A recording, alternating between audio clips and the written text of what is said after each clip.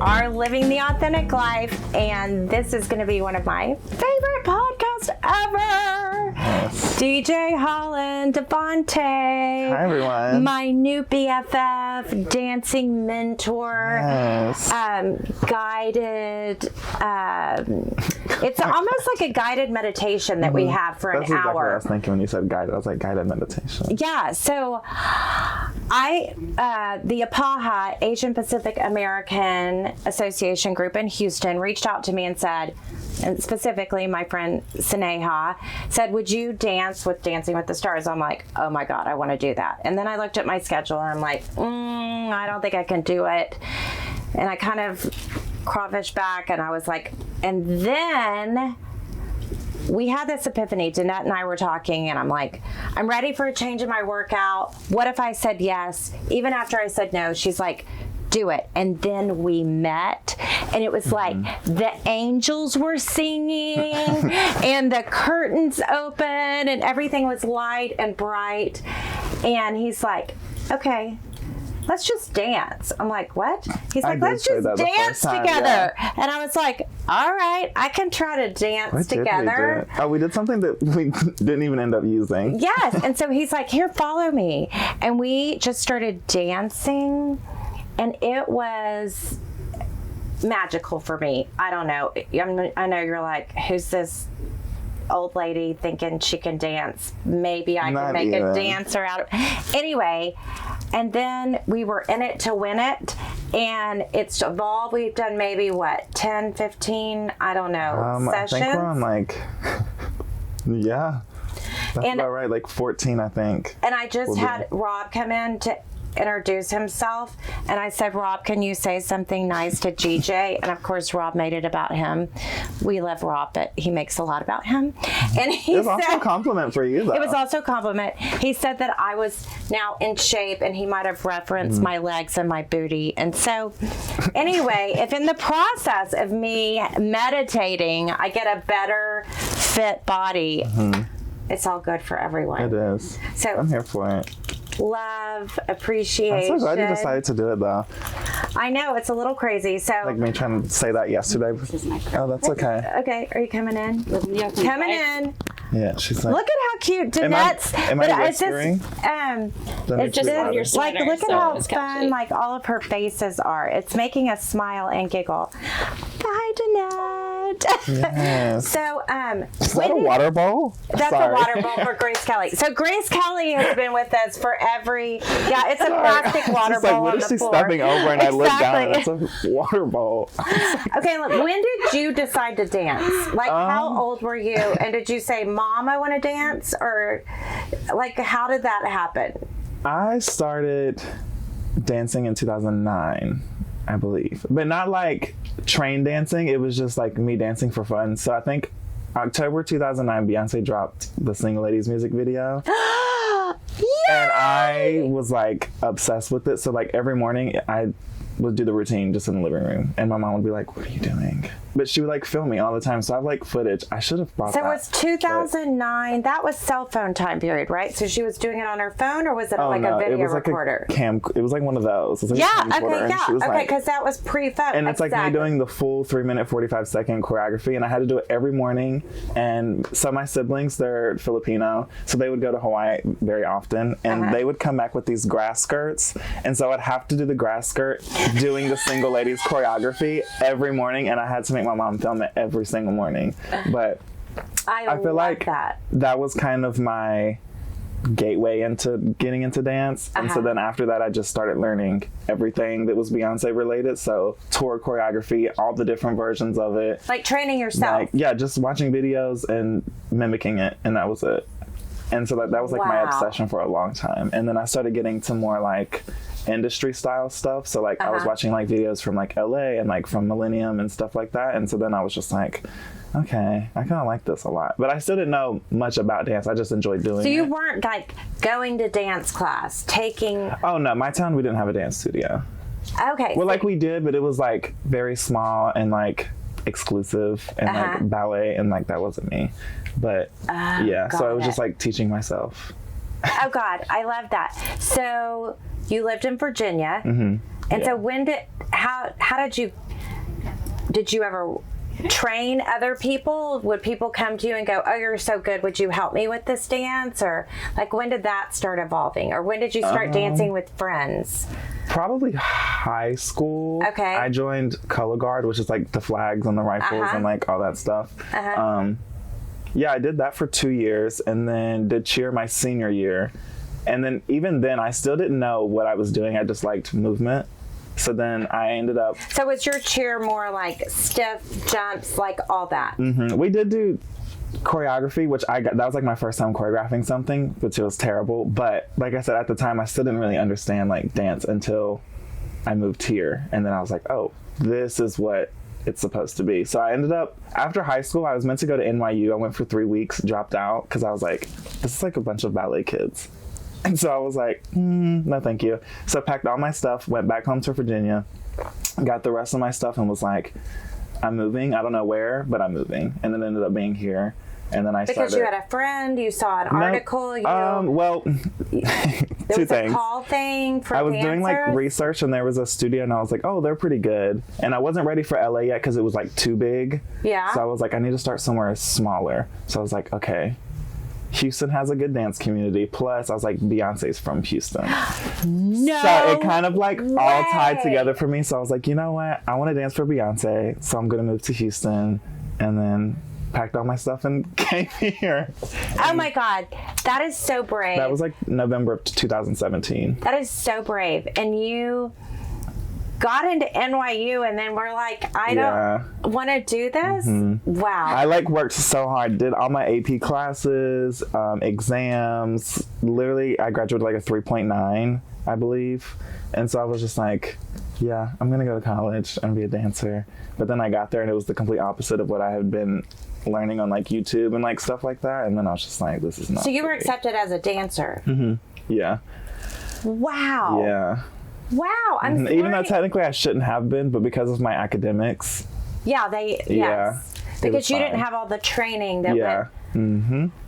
Wow. It's kind of embarrassing though. What part of that? Like, it's all so brave and so like, strong and so dreamy. For so few people come up with a dream and then do it. Yeah. Because my mom wanted me to do nursing. Okay, we were talking about that. Yeah. As you were saying, you had a thought about that, or physical therapy. Yeah, she was like, do nursing. And I was like, okay, if that's what you want. But then I was like, no, like, let's meet in between. And then we came up with like physical therapists. So I was like, okay, perfect. But then I was like, last minute I decided no. Even though everyone was telling me not to do dance, I still did it anyways. Because even my college advisor in high school, she was like, yeah, I just think you need to do something that's more stable, and it'll like, which I understand, especially coming from our town, they want you to like, you know, get a stable career that like pays well. But I was just like, you couldn't pay me enough to work 9 to 5 and hate my job. Because you're so passionate about dance, but it's a dream job to be able to choreograph and work with people and dance. Oh, so yeah. It's me not even answering that question. I know. So, no, it doesn't even matter. It doesn't matter the question. It just matters where the conversation goes. So how did you meet Bernille? So I met her in 2018 through one of my dance directors that I was dancing for at the time. Okay. And I ended up subbing for him one of his classes. And then from there, she was like, how do you feel about teaching full time here? Ended up just coming in, teaching one class, and then ended up becoming a weekly thing until I moved.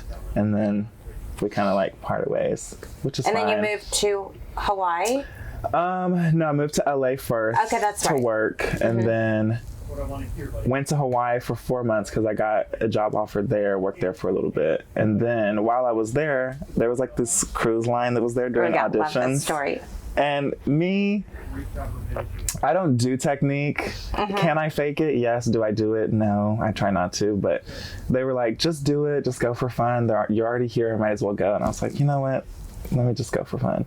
So I ended up showing up, and like right after the audition, they were like, can you like, it was like me and one other person out of like 12 people that showed up. And they were like, can you two like stay behind? And they were like, okay, we want to record you guys, and then we're going to send it to the casting people, but we think you'd be a great fit. And then we filmed, and then after that, like as soon as I had got back to my room that day, they were like, sent me an email, and they're like, okay, we'll see you in 2 months. Have your stuff packed for 6 months. So I was like, 6 months on a cruise around the world. That was the plan. Yeah, but I had still, like, this was in April, I believe, and I didn't plan on leaving until like June, like end of June. So I still would have been in Hawaii, but they were like, okay, we'll see you in 2 months. So I was like, I don't have time to still work here and then go back to LA and get my stuff. So I was like having to like shop and like get things together, and like it was just a mess, but I ended up really liking it. Went to Tampa for rehearsals for what was meant to be 4 weeks rehearsals, but ended up being 2.5 months because they only casted like 4 of us out of 12. So we had to wait like a month for them to like keep casting people. And then we finally, like August 10th is when we flew to Denmark, Copenhagen. Is that in Denmark? I believe so. It's okay. We're not great at geography, but it's somewhere in Europe, and it was super cool, right? But yeah, it was just so Do people wear fast. clogs there? Not really. They just look like everyone else. Exactly.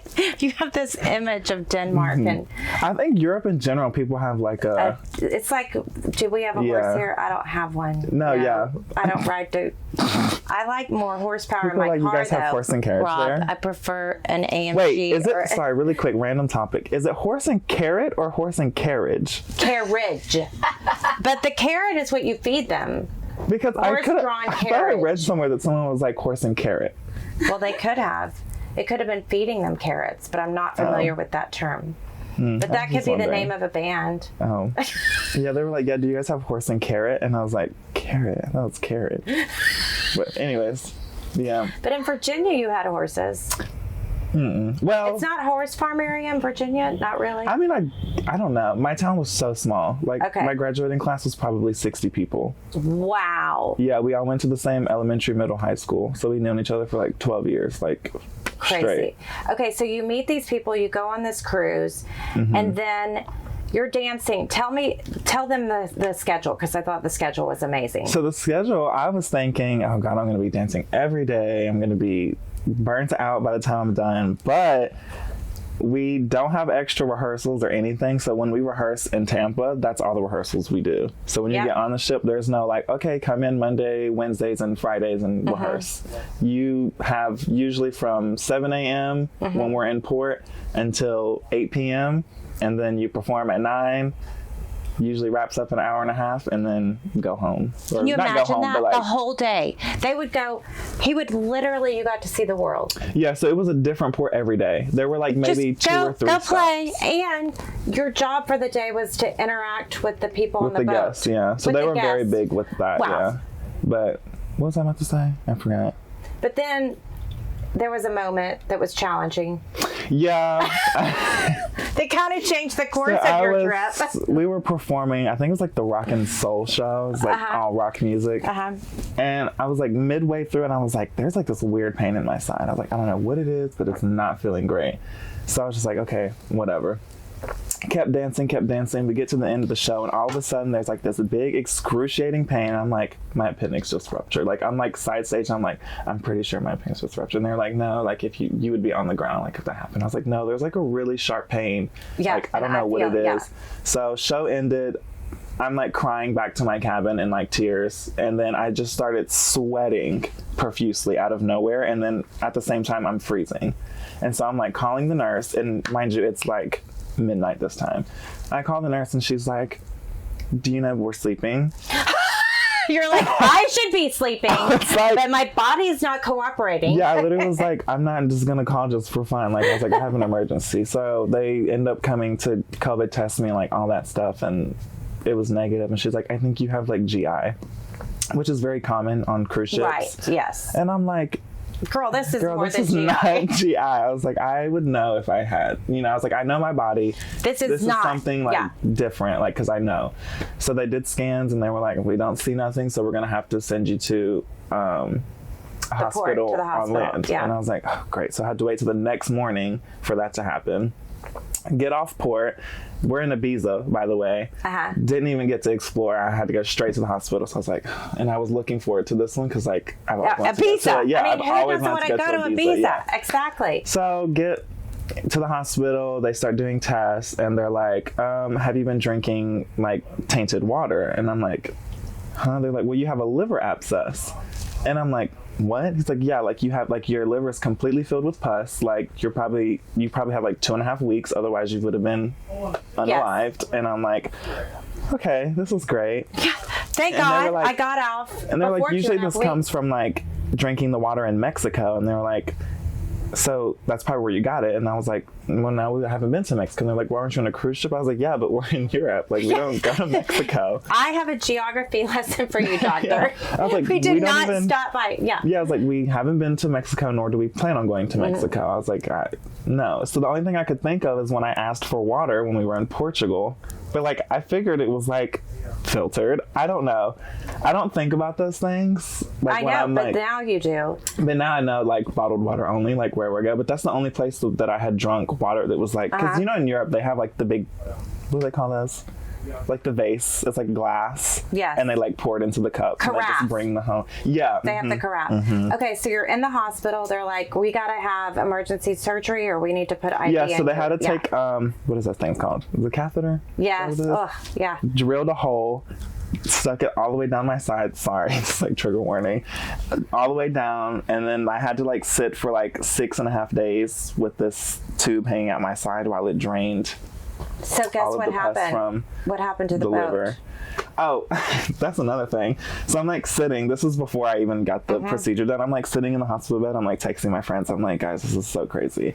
And then next thing I know, some random guy comes in with all these bags and I'm like, what the heck? And I look and it's all of my suitcases from the ship that they had packed for me and dropped them at the hospital for him. And then he hands me this envelope and it has my passport and my Siemens book and he goes, thank you, have a nice day. And then leaves the room. Crazy, right? So I'm sitting there, passport in my hand, like, looking at all of my suitcases. And then he comes back and he goes, so the cruise ship is leaving in an hour. And I'm like, okay, so I'm like doing the call button thing and I'm like, so the boat is leaving in like an hour. So like we have to get out of here. And he's like, oh, you have to stay for 4 weeks. You have to stay a week for this to drain and then an extra 3 weeks for you to stay on antibiotics. I'm like bawling my eyes out. By yourself. Bawling my eyes out. In Ibiza, foreign country, no family, no friends. My company's not even there. Yeah. Like I'm just there. Crazy. And thank God I know Spanish because the doctors didn't speak any English, which like I don't mind because it's like their country, obviously. But like, you know, if I hadn't, I just would have been like so out of. Yeah, like I just would have been like. Okay, so my favorite part of it. So what did you do to pass the time? So for like 6 days, I think it was like 6.5 days. They finally pulled the thing out, but they were like, "You have to stay for 4 weeks. Like you're not healthy yet. Whatever." And I'm like, I'm going insane. It's already been almost a week, so. Mind you, I'm still attached to needles. To the IV, yes. And I have to roll the thing around anytime I go anywhere. And there's this huge balcony on my room. So I like roll everything out to the balcony and I put my AirPods in and I'm doing full on choreography. Like full on like dancing, standing up, like arm swinging with the needles in me, like hair whipping, going to the ground, doing floor work. And I look down and like the lobby is like right here and it's all the doctors looking like this at me and I'm just like is this a joke? Exactly. Because I'm sure they're probably like, this guy is like not okay. A little crazy. Like, he's a little cuckoo. He needs to go to the mental ward. The nurses come up and they're like, you need to rest. Like, it's like, what are you doing? And I'm like, oh, I'm a dancer. Like, this is what I do. I was like, this is what feeds my soul. Like, I have to do it. And I was like, I feel fine. I know my body. Like, I'm okay. So I'm just doing choreographing, dancing, watching videos, and I'm like, okay, I'm learning this. Boom, boom, making TikToks, Instagram reels, the whole 9 yards on. So how'd you get back to the U.S.? I kind of forget that part. So that was also challenging just because my company was they're based in Miami, even though we had rehearsals in Tampa, but they're based in Miami. So the time difference, and we could only email, it was very, very difficult. So I was like, I need to leave. But they were like, well, if the doctor doesn't clear you, then you can't leave. Oh, that's right. You checked out on your own. But they were saying that I need to stay for another 3 weeks on antibiotics. And I was so confused because, like I said, I know Spanish. I can read the IV bags and everything, even though it's, you know, whatever. And they're like, yeah, we're giving you antibiotics. But they were giving me sodium chloride, just fluids. Oh, that's right. And you figured it all out. Antibiotics the entire time. They gave me antibiotics during my procedure, but after that they were only bringing in sodium chloride, and I'm like, this is not, like, you're telling me you're giving me all these things that you listed, but I'm only getting sodium chloride. So I was like, oh, I'm leaving. So I sent pictures to the company too, and I was like, to show them. Yeah, and I was like, look, this is what they're giving me, and they're saying they're giving me antibiotics, but they're not. And they were like, well, if they don't clear you, then you can't go. So I was like, well, this doesn't make sense. So you're just going to keep me here? I was like, I want to go home. Forget about the shit. I just want to go home. So where was home? Did you go to LA? No, Virginia. Back to Virginia, actually. Oh, like home? Like home. Because I needed to see family. I was stressed. I was crying every day, other than the dancing. But so I told them, I was like, I don't care what you have to do. I was like, if I can't come back and work for this company, I don't care. Send me back home. Like, I don't care what happens. So just send me back home. So I had to voluntarily discharge myself from the hospital. And after that, they still would not let me go home. So I had to stay in Ibiza for an extra 2 weeks. Oh, wow. In a hotel, which is fine because they paid for it and I got to explore Ibiza afterwards. So I'm not too upset, but I was just upset because I just wanted to go home, even though I know. Like, I couldn't even enjoy being somewhere different, if that makes sense. Just because I was like, because it's the mindset on how you get I was there. like, I just want to go home. Like, I just need to make sure, like, I'm okay, if that makes sense. It does. So you go back to Virginia, and then what happens? You decide to stay there with family? I stayed there from, when did I get out? Like, September? I think it was September. September until, like, November-ish. I stayed with family and then got to see my grandma, my brother and sister, all my high school friends. It was very, very much needed trip, especially because I haven't been home in like a long time since I moved, because I'm always like, go, go, go, work, work, work. But it was just nice to be back home. But then after that, in November 8th, I was like, okay, I'm ready to get back to it. So I went to New York and auditioned for Virgin Voyages. And then they offered me a position and said I would start in January of this year. So I was like, okay, perfect. But I wasn't ready to like come back to LA or anything yet, because I fell in love with New York the second I got there. So I was like, great, this is fantastic. So I ended up staying all the way until like January 5th. So from November 8th to January 5th, I stayed in New York, learned about their dance community there, met some new friends. It was just nice. Spent Christmas there, New Year's Eve there, which I've always wanted to do, because that's just something. Christmas in New York, hello. Exactly. Hello. So magical. What? And it was just like I pictured. And it even snowed, so it was just 10 out of 10 for me. But then came back to Virginia, packed my stuff, and was like, okay, it's either stay here, wait for the cruise ship, go back to LA. What do you want to do? So it was like cruise ship or LA. And I was like, well, I guess I'll do the cruise ship. So I ended up letting my lease terminate and was just like, okay, I'm not going to renew it, just whatever. Then last minute, right before, I think it was like a week before I was supposed to leave for the ship, I was just like, I don't want to do it. Something's telling me to just take a break and just not do it. And so I didn't. And then ended up coming back here just to visit friends and stuff. So I was like, okay. And then I was like, well, now something's telling me I need to stay here. But I didn't know what the reason was at the time. So I had planned on staying here for 4 days. That was it. 4 days, go back, and then do the cruise ship. That was my plan. But then I was just like, I'm not doing it.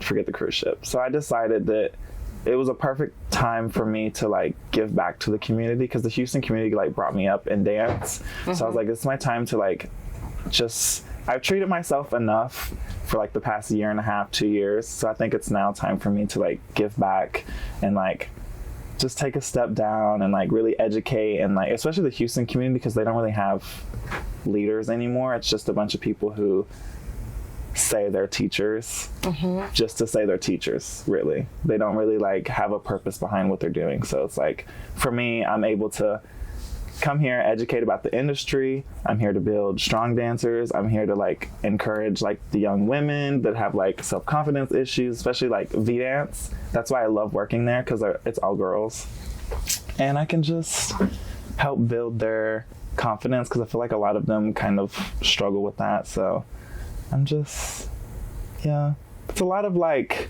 different directions I was going with, but I'm glad that I ended up staying here, just because like now I've been able to like fulfill a different purpose as an educator. I love all this. Yeah. It's so in line with, I meet people and I feel an energy about them, and I feel like they have something that makes them authentic. And when I break it down, it's first and foremost purpose driven. It's really not just about what they do, but it's the why of what they do.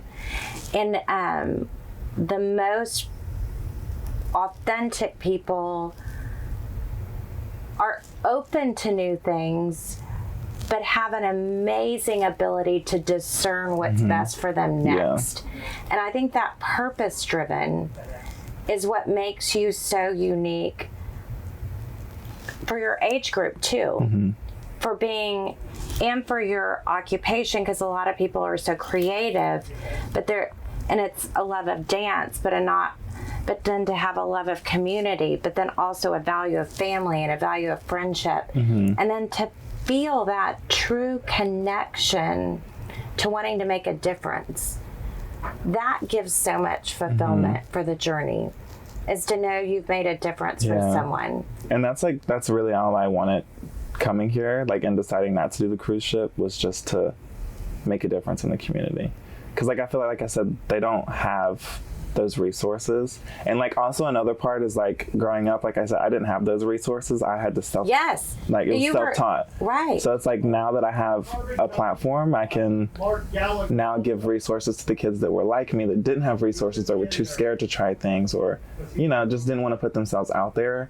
And now I can give them the access for those who do want to go into the professional world, or not professional, they just want to grow as dancers. So it's like, it just fills my soul to just be able to. And it's incredible that Malcolm Gladwell wrote the book, The Outliers, and he said to become an expert, you have to put 10,000 hours in. That's his, and actually he didn't even create that number, but there was someone else, but he coined that phrase in a way that everyone associates it with him. But you were putting in your time even though you weren't going to a dance studio. And I think that's really interesting, because people now believe that, well, I have to have a mentor. I need to have classes. I need to have this time. And it's like, no, you got a phone. You have access to YouTube. You can teach yourself. You can do it. You can be who you want to be if you are passionate enough and you put the work in. The work, that's all it is. Yeah. Every time I've gone to meet you, you're already there. Every time I've asked if you're available, you're available. You are so exceptional in the way you look at it. And I'll say, what did you do this weekend? And you're like, well, I danced. I don't know what else. Like, it's just such it's so funny, because that's true. I'm like, it's just such a part of who you are. It's your everything. It's what it's called Ikigai. I don't know if you read that and what I sent to you, but so Ikigai is a Japanese term, and it means when you find what you love to do and what you can get paid to do, and what makes the world a better place, you can do it in such a way that you lose track of time. And you reach this state of flow. And I wasn't sure in the beginning, when I was considering dancing, I wasn't sure if it fit in line with my purpose, because my purpose is to take care of Bella, who's having some health challenges, and to focus on my business and be supportive of my team here, because they're my family, and to be emotionally available for Rob.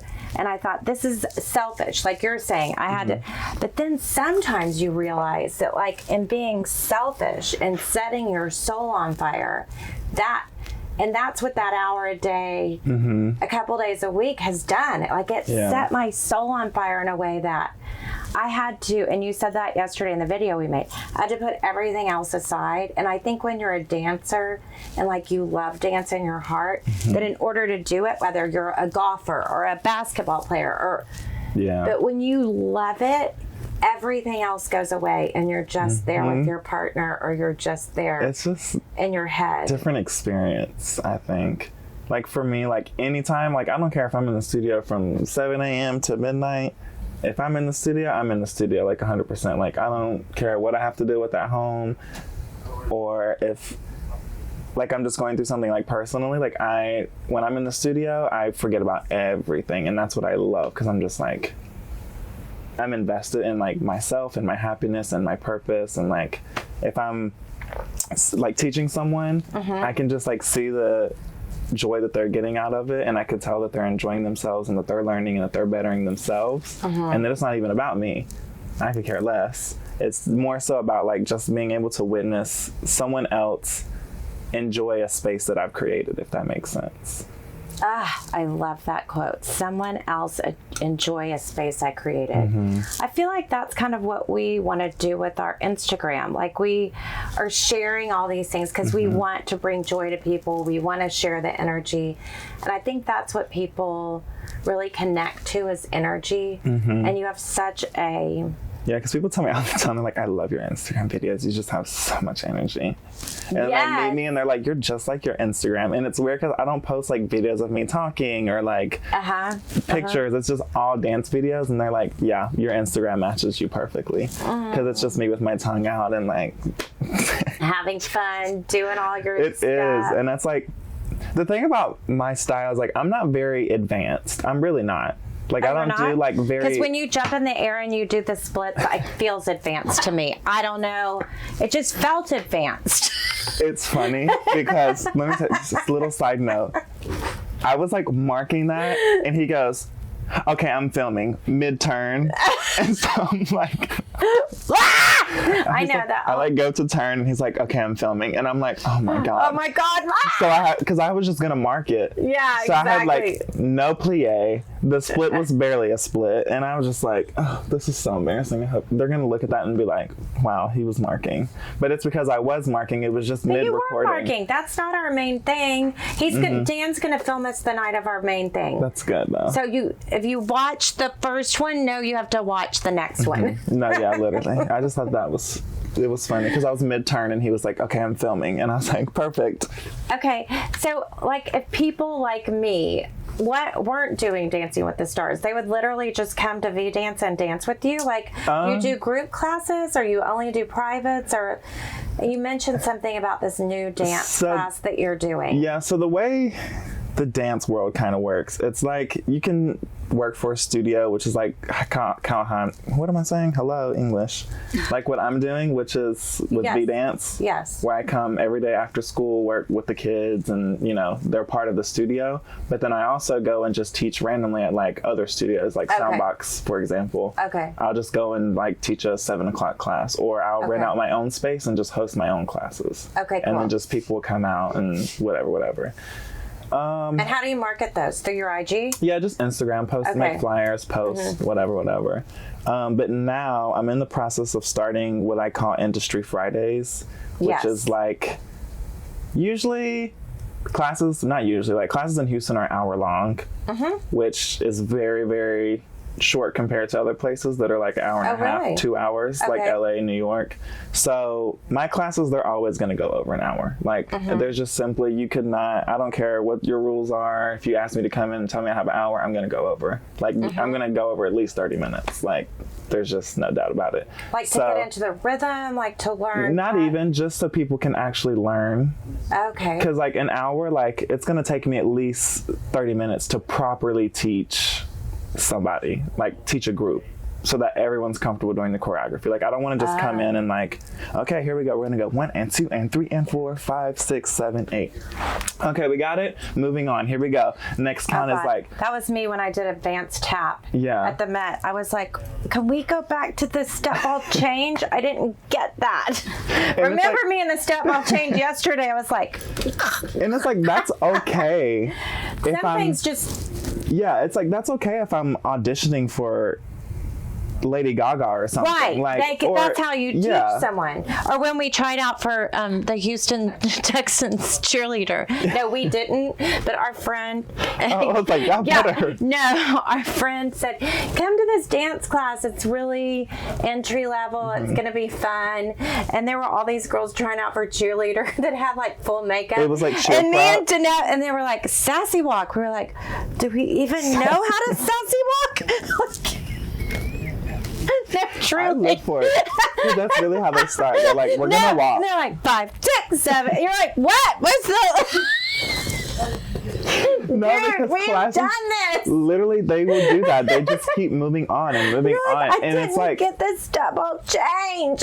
And like, I'll tell my students, like before class, I'll be like, look, if I'm going too fast, please stop me, because what it is like, I already know the choreography. Right. Or I've already taught it before. So naturally, I just want to go through it quicker. So sometimes you just have to be reminded, like, slow down, like, hey. Yes. And I'm okay with that. Because like I said, sometimes I'll be like, all right, let's roll. And they're like, can you, and like in my class, we're very like raw. Like it's not like a, Mr. DJ, can you just go back? Like people will be like, go from the beginning. Like, or they'll be like, no, I'm not moving on until you go back and review that. And like, I like that energy because it makes them comfortable and they're not scared to ask questions, because I feel like that's a lot of spaces sometimes is like they get scared to ask questions because the choreographer gets annoyed and they're like, yes. And you never took I'm the instructor, you're the student, listen to me. And what I loved is sometimes I would do the step wrong and you're like, show me how you're doing that, and then you do it and say, maybe that works. And then other times you're like, nope, that doesn't work, you're doing this foot. And I just, from a leadership, just from from podcast to podcast, looking at people who teach or inspire or mentor, I just thought that was such a great way to lead people. Like, do it with them, see the journey, be part of the journey, in the trenches with you, feeling it, understanding the why, so you can get to the where. And I think so many leaders are so today are so in a place that, okay, I put all these 10,000 hours in, why question me? Because I know the way it should be. And you just have such different energy than that. I like to observe, because like that's part of being an educator, is you have to, like, you're still learning yourself. Like, it doesn't matter how of an expert you are, like, you're still always learning. Especially in the dance world, you're always learning. So, like, you can learn from watching someone who's a beginner dancer. They might do something and it's like, you know what? That actually does make more sense than what I'm doing. So let me, or like something like, I've actually never seen someone move like that, but it actually looks kind of good. And like, you can take something from it and like turn it into something. So it's just like, you can always learn from someone. Doesn't matter if they're advanced or if they're beginner and never danced before. It's just, you just have to be observant of your students. Okay, so this Industry Friday, at what time is it? Oh yeah, hello, that was go back. 30 I know, conversations we get so ago. excited. So Industry Fridays is really, every Friday I want to do like a minimum of 2 hours, probably 2.5, just depends, of just prepping people who do want to go into the industry, because we don't have those classes here. Like, we just have regular 1 hour classes. There's nothing for Houston dancers to actually be prepared for the industry, which is sad, because we have like a couple people, like, no shade, but we have a couple people in the industry that have like went out and like worked big jobs and like have done things, and then they still live here, but they come back and they just teach regular classes. Okay.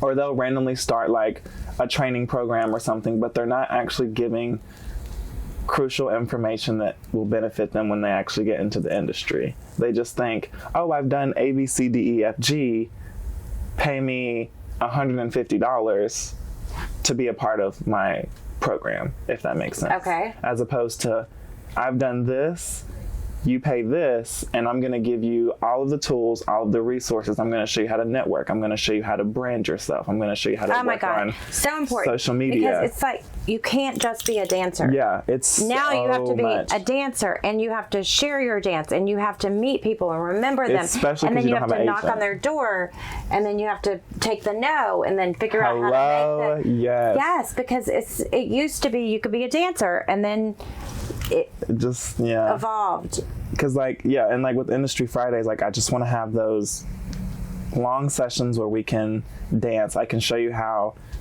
stage choreography works. I can show you how to network, how to brand yourself, how to build a dance resume, how to make a dance reel, you know, just all these things that will actually prepare you and, like, get you to where you want to be. Wow. And then also it's catered mostly towards people who don't have agents, because, like, in Houston there's no agency.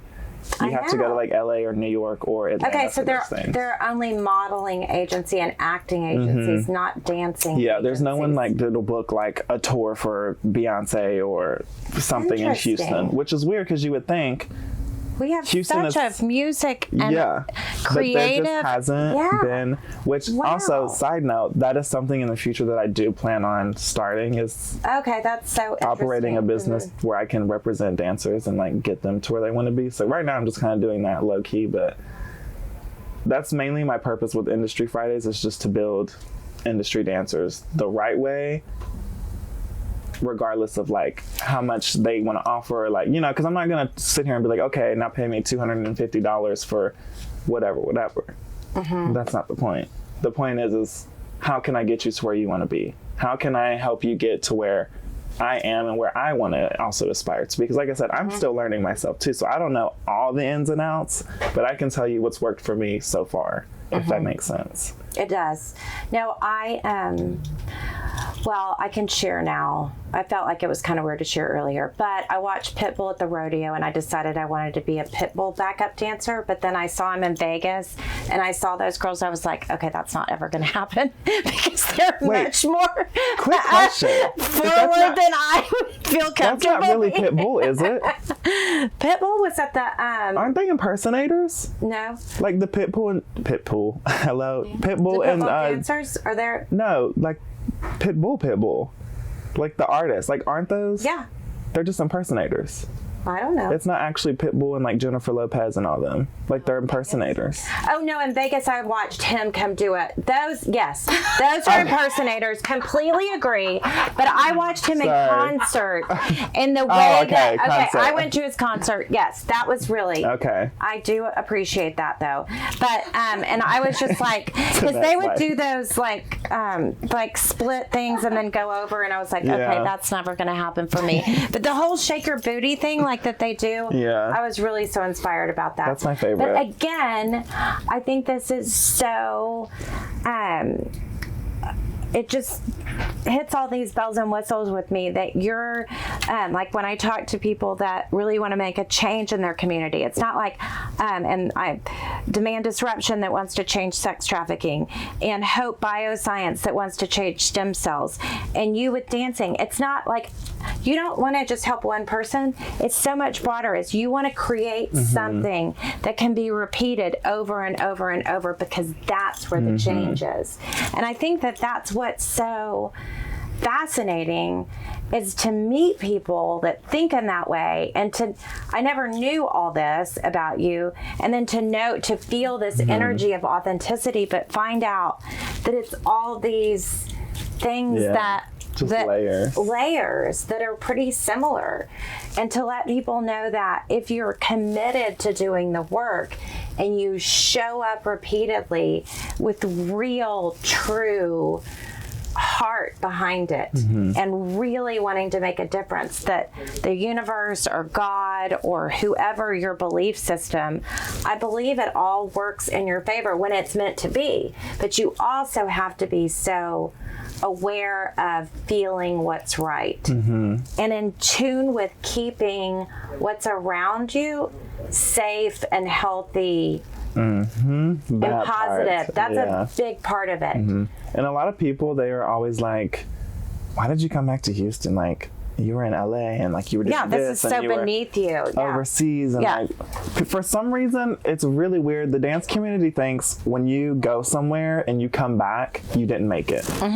And that is the most toxic thing in this community, because like people are like, oh, like, he didn't make it in LA, or he didn't whatever. No, I could be anywhere I want to right now, but I'm choosing to be here. This is where I want to be. That should not be an issue. And they're like, yeah, but you could have made so much money if you did another contract, or if you did this or whatever. And I'm like, yeah, I know that. but I wanted to come here. Like, this is what I decided. This is what I want to do. And there's absolutely nothing wrong with that. Just like I said, for some reason, the community thinks just because you go somewhere and you come back, you didn't make it. And I'm like, so interesting. I'm actually very successful, but you don't need to know that. It doesn't matter where I'm at or what I'm doing. Right. I can be fulfilled and in a place that feels really good to me without having to check a lot of boxes, and to know that that path is going to change. And when you do it, maybe it doesn't give you everything you thought. And that's such a big part of where we are with Bella and her journey and thinking about college. She's got these mindsets, like, if you do this box and you and show up here, like you were at NYU, which, I mean, that's like a dream for dancers to get into NYU, and you're like, yep, this doesn't suit me. Yeah, no, thank you. Just crazy. It's so funny. Like, it's low-key kind of embarrassing because, like, my high school, we had, like, our advisor made, like, cupcakes with everyone's school, and we had to, like, show the logo. And it was like, hi, my name is, well, I had my government name. Well, not my government name, but my first name is Nicholas. So I was like, hi, my name is Nicholas Holland, and I'm going to NYU. And then it's like me dropping out, like,